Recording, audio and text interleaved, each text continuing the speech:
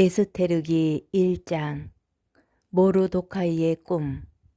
크세르크세크 대왕 통치 제2년 니산달 초하룻날 모르도카이가 꿈을 꾸었다. 그는 베냐민 지파 출신으로 그의 아버지는 야이르, 할아버지는 시므이, 증조부는 키스였다. 수사 성읍에 사는 유다인인 그는 왕국에서 봉직하는 사람으로 중요한 인물이었는데 바빌론 임금 네부카드네자르가 유다 임금 여코냐와 함께 예루살렘에서 잡아온 포로들 가운데 하나였다. 그가 꾼 꿈은 이러하다. 소리와 소음, 천둥과 지진, 소동이 땅 위에서 일어나고 있었다. 그때 거대한 용 2마리가 서로 싸울 태세를 갖추고 다가오며 크게 으르렁거렸다. 그들이 으르렁거리자 모든 민족들이 의로운 민족을 치려고 전쟁을 준비하였다. 그때는 어둠과 암흑의 날이었으며 환난과 곤궁, 재난과 대소동이 땅 위에서 일어나고 있었다.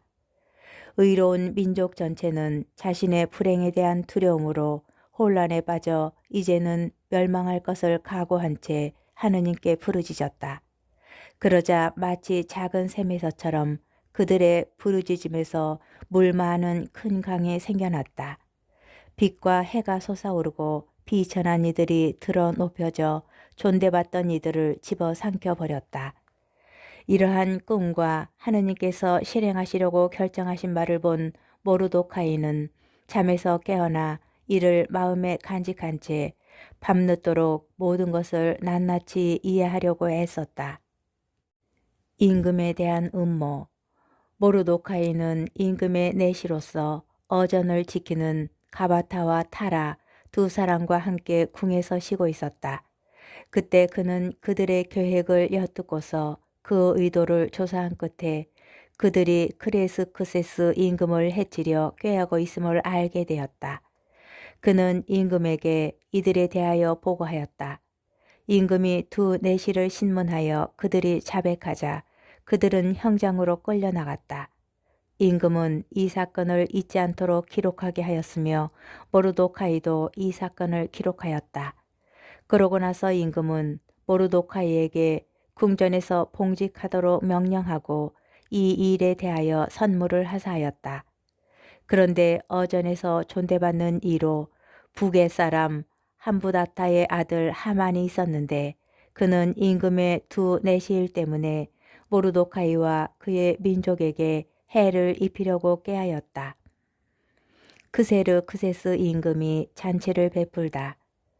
크세르크세스 시대의 일이다. 이 크세르크세스는 인도에서 에티오피아까지 이르는 127개 주를 다스리고 있었다. 크세르크세스 임금이 수사 왕성에 있는 그의 왕좌에 앉아있던 때이다. 그는 통치 제3년에 대신들과 시종들을 위하여 잔치를 베풀었다. 페르시아와 메디아 군대 장수들과 각 주의 귀족들과 대신들이 그 앞에 모여들었다. 임금은 180일이라는 오랜 시일에 걸쳐 자기 왕국의 영화로운 부와 자기 권세의 눈부신 영광을 자랑해 보였다. 이 기간이 끝나자 임금은 지후의 높고 낮음을 가리지 않고 수사 왕성에 있는 모든 백성을 위하여 대궐 정원 앞들에서 이래 동안 잔치를 베풀었다. 하얀 무명과 생목과 자주색 보직이 아마와 장우색 끈으로 은막대와 대리석 기둥에 매여 있고 석고와 대리석과 자개와 흑옥으로 된 바닥에는 금과 은으로 된 평상들이 있었다. 그리고 임금은 금잔으로 술을 마시게 하였는데 잔은 제각기 다른 모양이었고 술은 임금에게 걸맞게 넉넉하였다. 그러나 어명에 따라 술을 억지로 마시게 하지는 않았다. 저마다 원하는 대로 할 수 있도록 임금이 왕실의 모든 집사에게 분부를 내렸던 것이다. 한편 와스티 왕비도 크세르크세스 임금의 궁궐에서 부인들을 위한 잔치를 베풀었다. 와스티 왕비가 폐위되다. 7째 날 술로 기분이 좋아진 크세르크세스 임금은 무후만, 비즈타, 하르보나, 빅타, 아박타, 제타르, 카르카스 등 자신을 섬기는 7내시에게 명령하여 와스티 왕비에게 왕관을 씌워 어전으로 태우게 하였다. 그의 용모가 어여쁘기 때문에 그 아름다움을 백성들과 고관들에게 보여주려는 것이었다. 그런데 와스티 왕비는 내시들을 통하여 전달된 임금의 분부를 받들어 나오기를 거절하였다. 임금은 몹시 격분하여 속에서 분노가 타올랐다. 그래서 임금은 절기를 아는 현인들에게 문의하였다. 임금의 일은 모두 이렇게 어명과 판례에 관한 전문가들에게 제시되는 것이 관례였다. 그의 곁에는 페르시아와 메디아의 7 대신인 카르스나, 세타르, 아드마타, 타르시스, 메레스, 마르스나, 무무칸이 있었다. 이들은 임금의 측근으로서 왕국에서 첫째가는 지위에 있는 사람들이었다. 내시들을 통하여 전달된 이 크세르 크세스 임금의 명령을 이행하지 않았으니 법대로 하자면 와스티 왕비를 어떻게 해야 하겠소 하고 임금이 물었다. 그러자 무무칸이 임금과 대신들 앞에서 말하였다. 와스티 왕비는 임금님만이 아니라 크세르 크세스 임금님의 모든 주에 살고 있는 대신들과 백성들 모두에게도 잘못을 저질렀습니다. 이는 왕비의 일이 모든 부녀자들에게 알려져서 그들이 크세르 크세스 임금님이 와스티 왕비를 어전으로 데려오도록 명령하셨는데도 왕비는 나오지 않았다 하면서 제 남편들을 업신여기게 될 것이기 때문입니다. 바로 오늘부터 왕비의 이 일을 들은 페르시아와 메디아 대신들의 부인들이 임금님의 대신들에게 대거리에 나갈 터이니 경멸과 분노가 넘칠 것입니다. 임금님께서 좋으시다면 왕명을 선포하시고 철회할 수 없도록 페르시아와 메디아 법령에 기록하게 하시어 와스티가 더 이상 크세르 크세스 임금님 앞에 나타나지 못하게 하시고 왕비의 자리는 그보다 나은 여인에게 주십시오.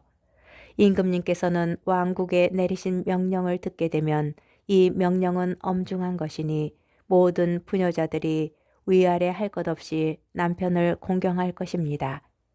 이 제안이 임금과 대신들의 마음에 들었다. 그래서 임금은 무무칸의 말대로 실행하였다. 모든 남자는 제 집안을 다스려야 하고 자기 민족의 말을 해야 한다는 조서를 임금에게 속한 모든 주에 각 주의 글과 각 민족의 말로 써서 내려보냈다. 에스테르기 2장. 에스테르가 왕비가 되다. 이런 일들이 있은 뒤 크세르 크세스 임금은 분노가 가라앉자 와스티와 그의 행동과 그에게 내린 결정을 다시 생각하게 되었다. 그러자 임금을 모시는 젊은 시종들이 여쭈었다. 임금님을 위하여 용모가 어여쁜 젊은 처녀들을 찾아내게 하십시오. 임금님께서는 왕국의 각 주에 책임관들을 세우시고 용모가 어여쁜 젊은 처녀들을 수사 왕성의 후궁에 모아들이게 하시어 궁녀들의 관리인인 임금님의 내시 해계의 관할 아래 두시고 몸 단장을 시키게 하신 다음 임금님 눈에 드는 처녀를 와스티 대신 왕비로 삼으심이 좋을 듯합니다. 임금은 그 말이 마음에 들어 그렇게 하였다.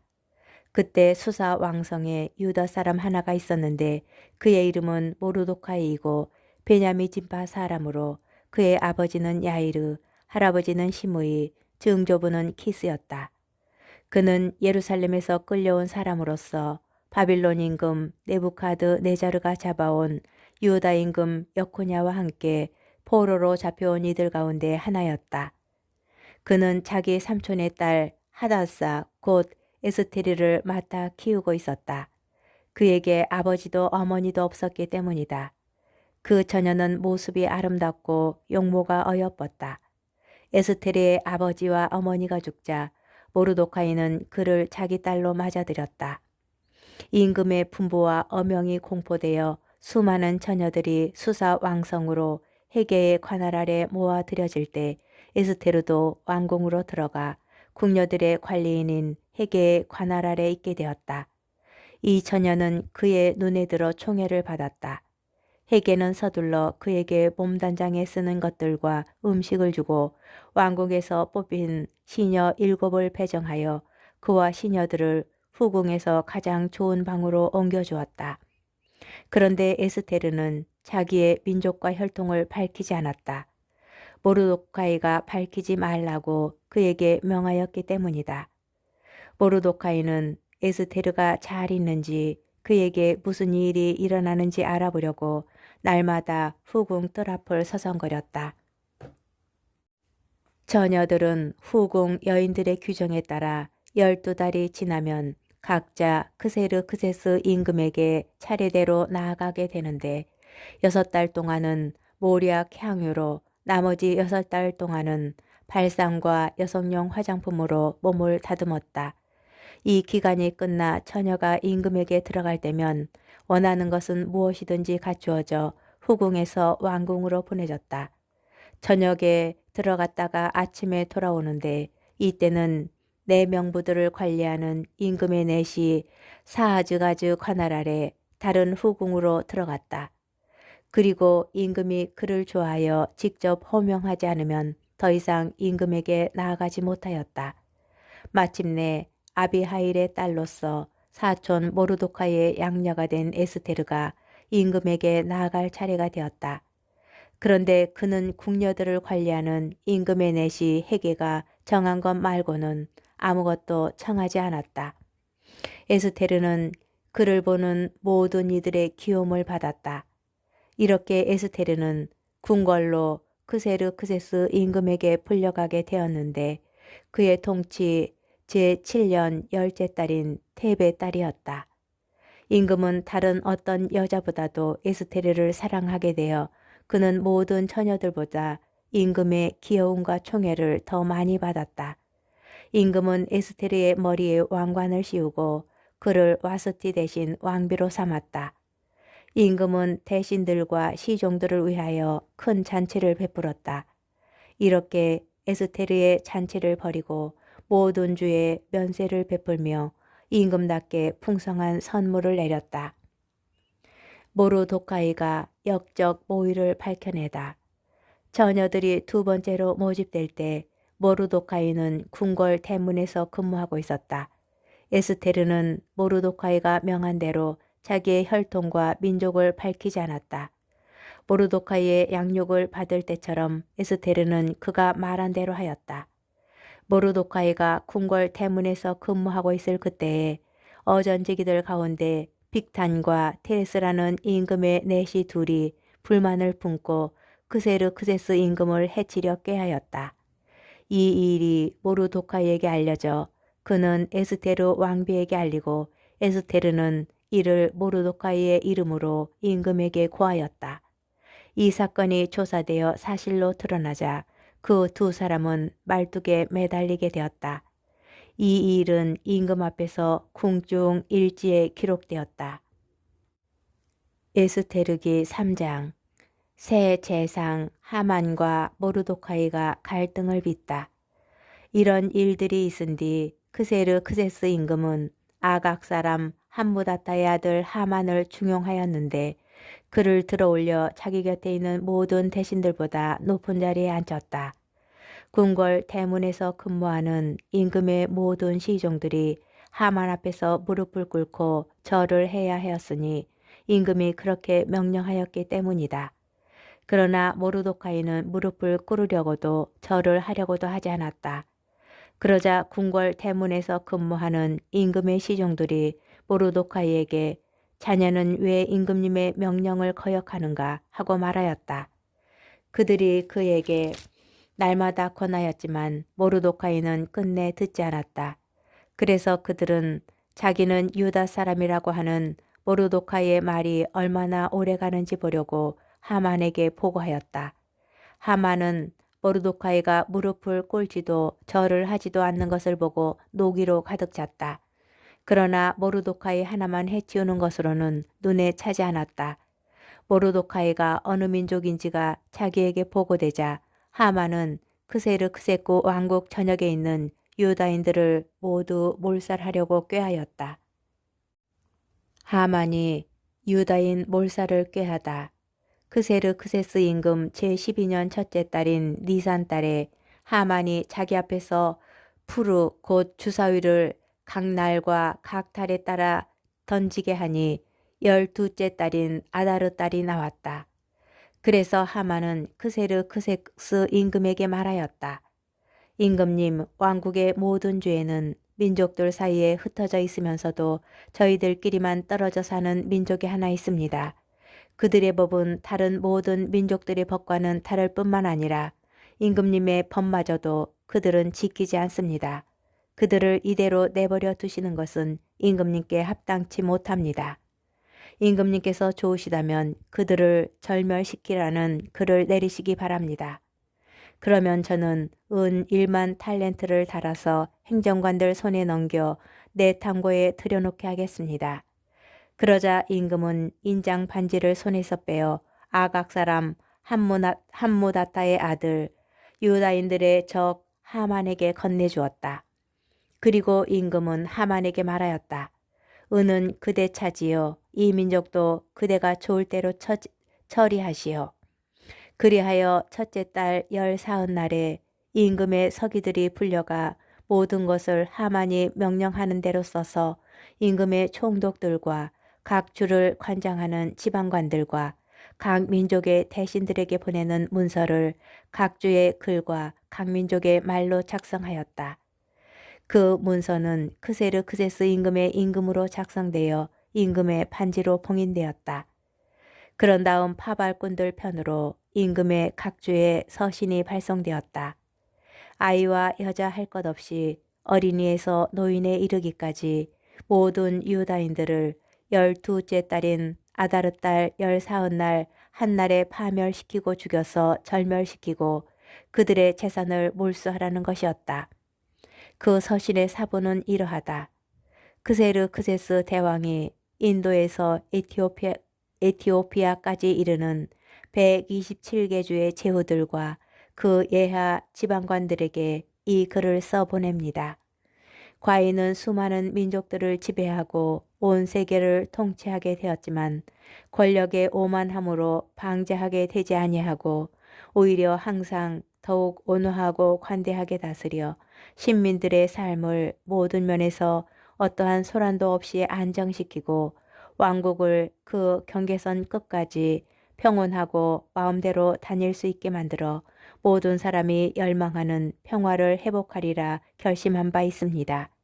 그래서 이를 어떻게 하면 완수할 수 있는지를 과인의 자문관들에게 문의하였더니 우리 가운데 두드러지게 사려가 있고 변함없는 호의로 항구한 충성심을 보여주며 왕궁에서 두 번째 자리를 차지하고 있는 하만이 적대적인 백성 하나가 이 땅의 모든 부족들 사이에 섞여 살고 있는데 자기들의 법으로 모든 민족들을 거스르고 임금들의 명령을 끊임없이 배척하여 우리가 흠잡을 데 없이 수행하고 있는 통치가 정립되지 못하게 하고 있다는 사실을 지적해 주었습니다.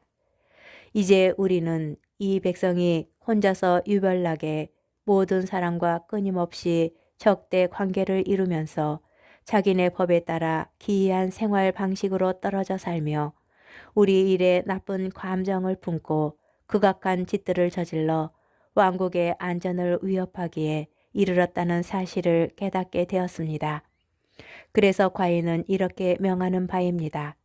국사를 관장하는 자리에 있으면서 우리에게는 제2의 아버지인 하만이 여러분들에게 보낸 문서에 명기된 자들을 금년 12째 달인 아다르달 14날에 여자와 아이들을 막론하고 모두 인정사정 전혀 볼 것 없이 그들의 원수들의 칼로 뿌리채 절멸시켜 예나 지금이나 적대적인 자들이 단 하루에 저승으로 세차게 떨어져서 앞으로 우리의 국사가 안정과 안녕 속에 수행될 수 있게 하십시오. 그리고 이 문서의 사본이 각 주의 법령으로 선포되고 모든 민족들에게 공포되어 그날에 대비하게 하였다. 파발꾼들은 임금의 분부를 받고 급히 달려나갔다. 어명은 수사 왕성에도 선포되었다. 임금과 하만은 술자리를 가졌지만 수사 성읍은 혼란에 빠졌다.